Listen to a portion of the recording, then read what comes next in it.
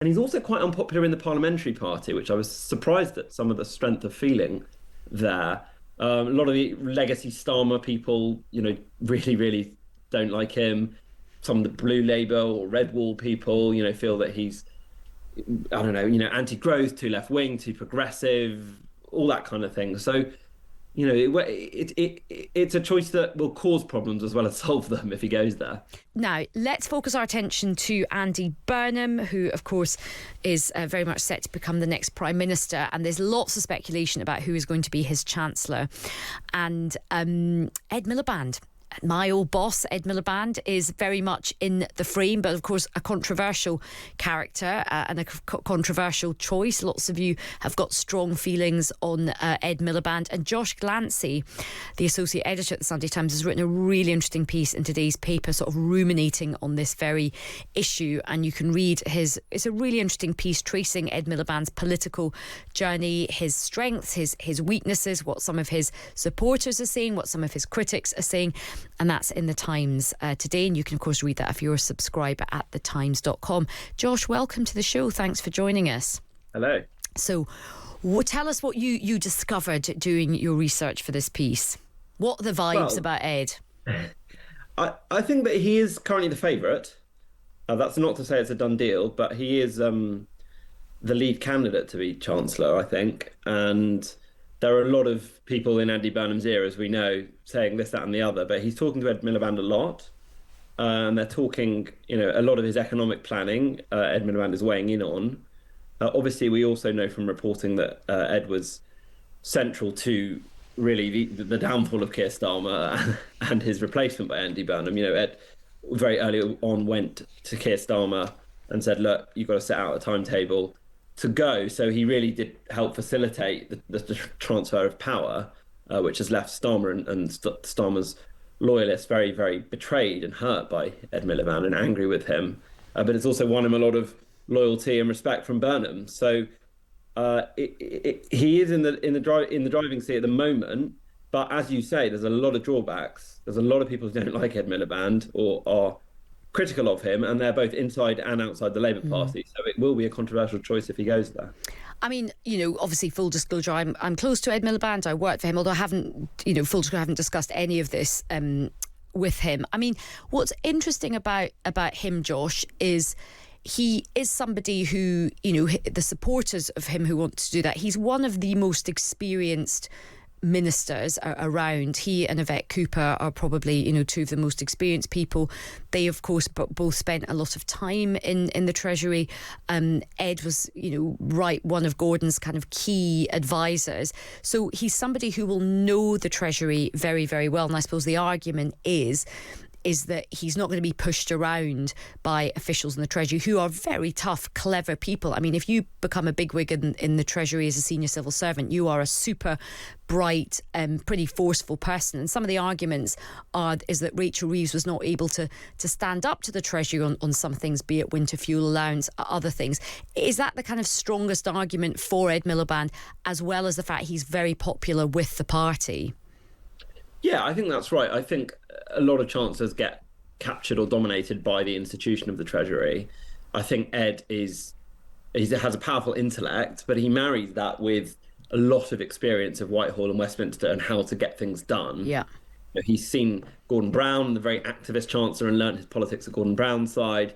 He's obviously been Labour leader and been in opposition. And he's also now had 2 years as Energy Secretary. And most people agree, whether you like his agenda or not, and a lot of people don't, that it has been quite effectively prosecuted and pushed forward. And he is energetic. He's very high intensity. He's got a strong team around him. And they all, they're really quite a bonded unit, very much in the model of Gordon Brown, I would say. So there is a sense that if Burnham really wants to energetically pursue this kind of Manchesterism agenda that he's trying to put some definition on at the moment, then it is the logical choice. There are a lot of downsides. And a lot of people very worried about, his pursuit of net zero, sometimes seemingly at the cost of prosperity and economic well-being. But there are a lot of good reasons to have him there, and that Chancellor PM relationship is so critical. And if it doesn't work, nothing else really works. So much flows from it, and so he does need someone there who he trusts, who he believes in, who is going to go out to bat for him. But there is also a concern that, are you going to get Blair and Brown all over again, and that Ed Miliband could be an overmighty Chancellor, that he might almost be too good at sort of getting things done in Whitehall. But a lot of people close to Ed Miliband push back on that to me and said, well, yes, you can see that might be a concern, but he doesn't want the top job. And he didn't go for the leadership this time, despite the fact he's very popular among the members. He kind of feels that he has tried that, it didn't work. I remember it well. You do remember it well, so I won't. Yeah, a bit of PTSD there. But so that is a huge difference with Brown, because Brown at the end of each day, would assess how it had gone based on, am I closer to number 10 yet, as one person put it to me.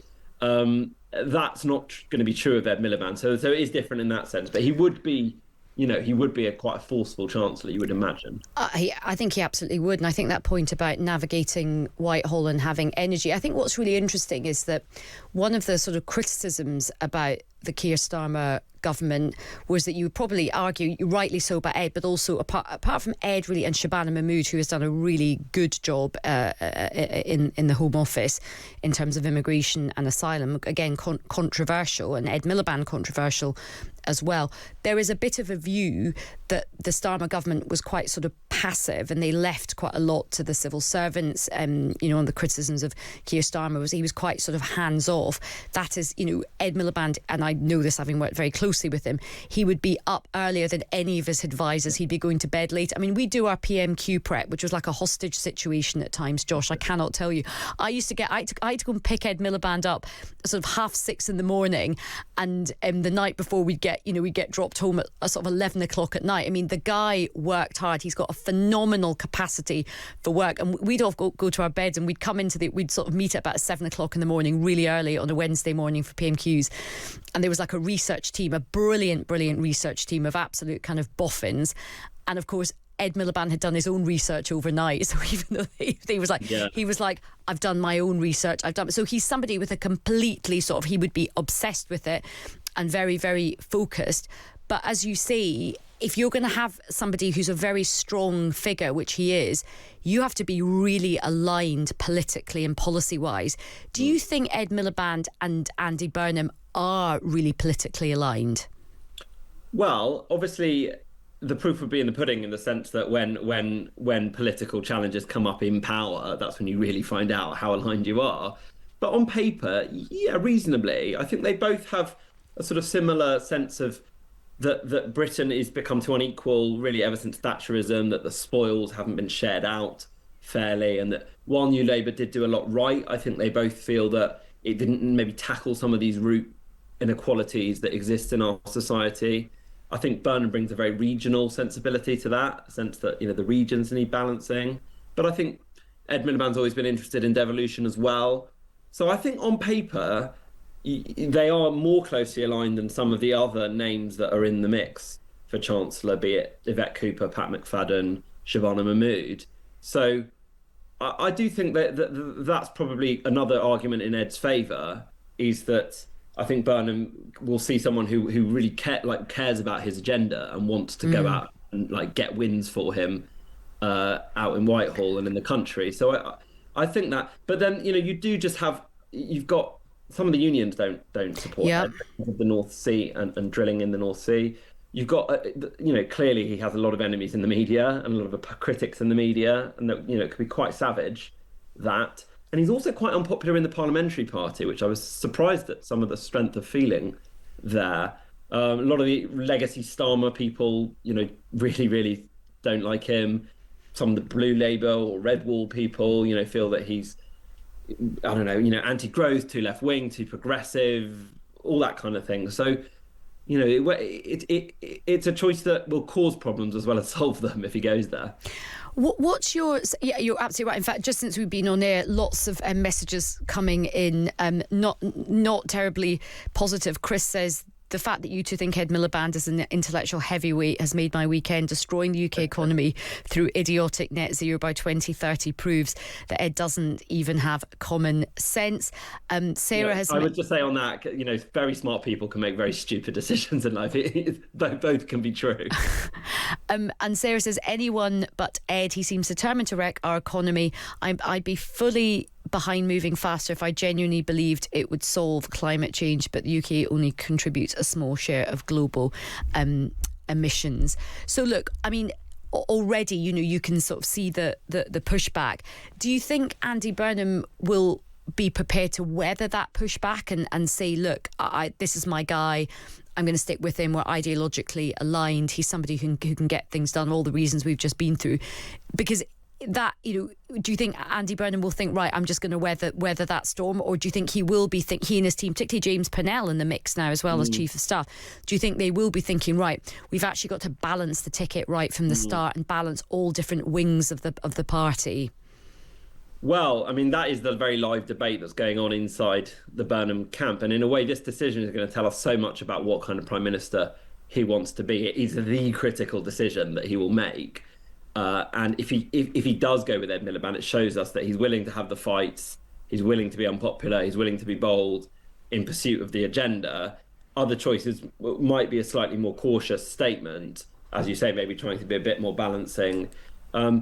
So I think it's really going to show us where he's going to land, or where, how hard he wants to go, how radical he wants to be. It's kind of to coin an old Ed Miliband phrase, are you tough enough? Is in a way is the question now being asked of Burnham. Like, how did you really want this? If he does, it won't shock listeners to know that I don't think it would be my choice personally to have Ed Miliband for some of the reasons we've outlined. But I think if he really wants to go for it, it is probably the most coherent choice he can make.